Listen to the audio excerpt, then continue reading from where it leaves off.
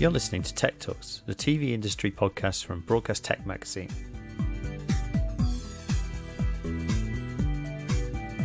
My name's Jake Bickerton and I'm the editor of Broadcast Sport and Broadcast Tech magazines. Today I'm talking to senior colourist Paul Ensby. He began his career in 1990, following his father and grandfather's footsteps into the film lab as a 35mm laboratory feature timer. He moved to digital grading in 2001 and has notched up an impressive credit list including Ridley Scott's Kingdom of Heaven, Guy Ritchie's The Man from U.N.C.L.E, Asif Kapadia's Oscar-winning Amy, and Josie Rourke's Mary Queen of Scots. He rejoins Technicolor, where he began and spent the majority of his career, on Monday, 1st of June.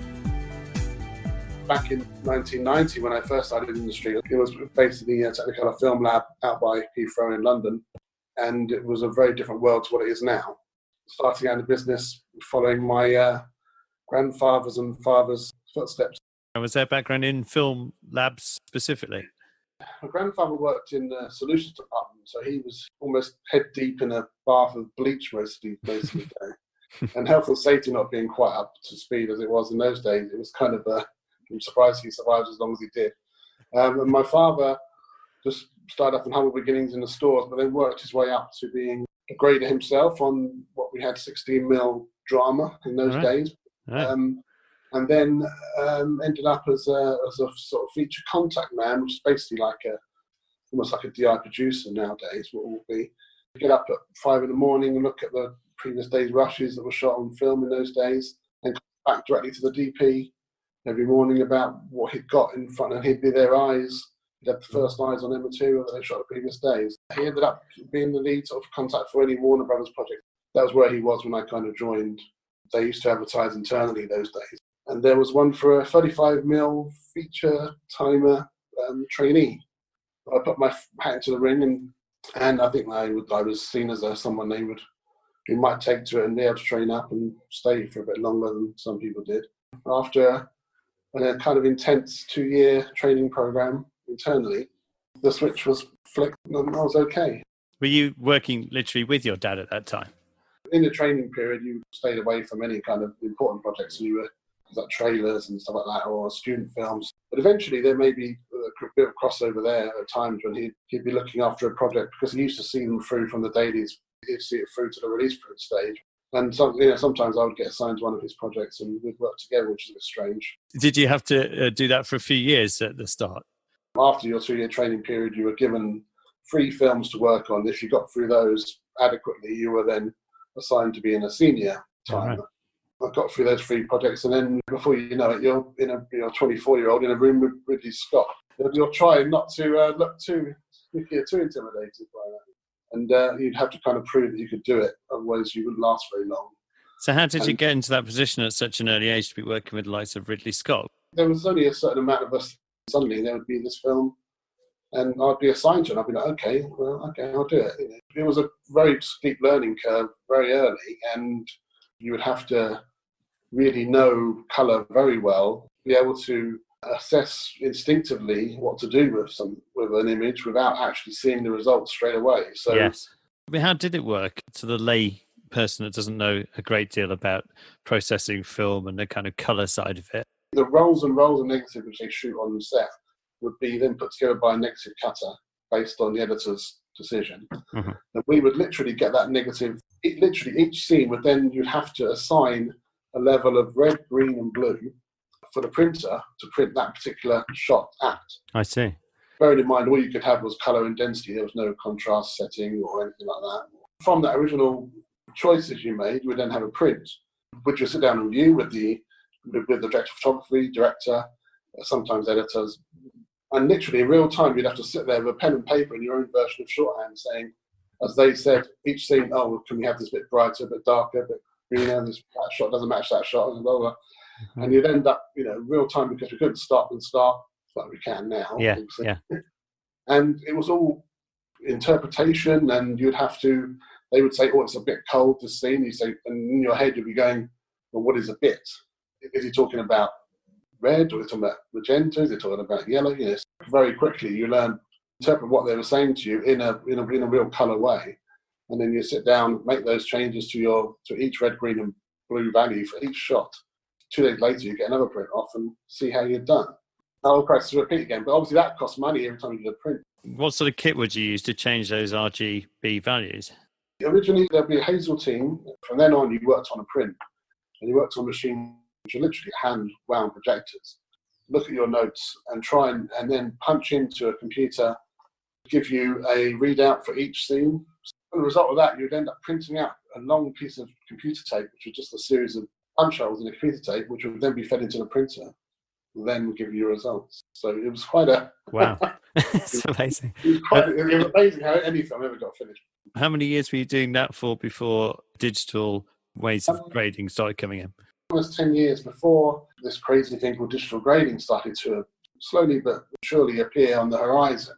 It got to the late 90s, and having been doing it for as long as I was doing it and assessing the situation and the whole industry at that stage, I dabbled in a little bit of digital grading, firstly via Telecine, but then when the digital intermediate started to rear its ugly head, it was a case of, well, those two things were coming together, and it seemed like the ideal thing for me to put my hand into. Although Technicolor at that stage hadn't got it off the ground, another company called CineSight had. They wanted to do some feature work. I was put forward as a name to do that for them. And it was very rudimentary in those days. We had one colorist and we had 3 terabytes of disk storage for the machine we were working on. So it was really one film in, one film out. Must have seemed like a massive amount of storage at the time, isn't it? It certainly felt like I've never heard of a terabyte before I went there. No. But That was your start at CineSight of doing the sort of full digital grading. And how long did you stay there for? We lasted for about 18 months. We were very ahead of our time. But unfortunately, Kodak, who ran CineSight at the time, decided to amalgamate their US and the UK businesses. And the DI side of it went to the States. We kind of shut down and went back to Technicolor, initially as a sort of Telecine operator, but then very quickly after I rejoined, they decided to build a DI facility. Who did you start working with in terms of the directors and DOPs and the kind of projects that you worked on from then on?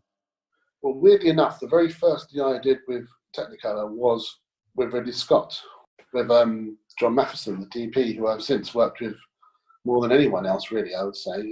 He wanted to work via laboratory, but with me being there by his side, I could kind of guide him through his first steps. I could say, well, I don't have to use all these tricks and tools. I can use what you're comfortable with using.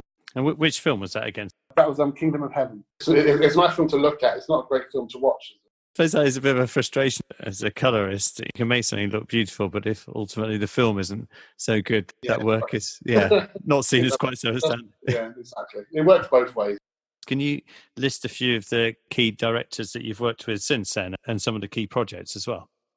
I was lucky enough to work with Sir Richard Attenborough, or Lord Attenborough, on his last film. Quite a small film, but it was just amazing to work with him. I worked on Kingdom of Heaven, as I say, Kinky Boots, Doom, which was the video game, and Miss Potter, and some of the directors, Jane Campion, Richard Eyre, Neil Jordan, obviously Ridley Scott, who I've mentioned. I just noticed Spice World, which I kind of... Elvis Costello was in that though, so it has its bonus points. Yeah. There's lots of cameos in that. Well, I can't admit to it being a regular watch in my house. Guy Ritchie, I worked with a couple of times. There's a few names dotted around in there. The quiz, which is an incredible success. Yeah. That's one of yours as well, isn't it? Yeah, that was a great little show for ITV in Left Bank early in the year. They were a lovely bunch on that, and we had a lovely time.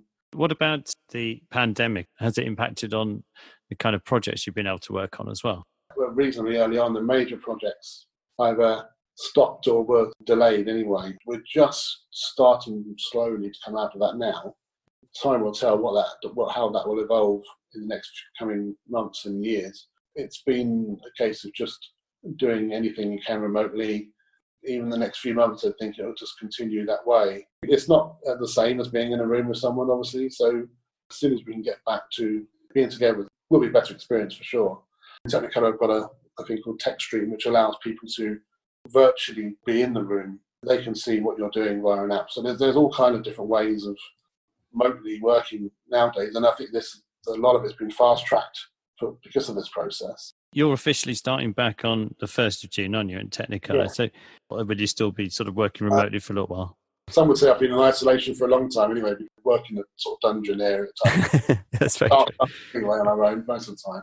Certainly from 1st of June, I won't be in the office, but I'll be available for remote grading. Why back to Technicolor again? Well, I've got a lot of history there, obviously, but also, Yeah. and it was a case of where I just felt it was the right time. They've always been good to me down the years, and I just felt it was the right thing to do at this time and be back home, if you like. Thanks a lot, Paul. It's been really nice talking to you, and good luck as well on Monday for your virtual start. It's a bit weird, isn't it? Yeah. Yeah, you'll eventually meet your colleagues at some day, I'm sure. All right, nice to speak to you. Likewise. Cheers. Take care, mate. I hope you enjoyed this episode of Broadcast Tech Talks podcasts. Subscribe now, and I'll see you next time.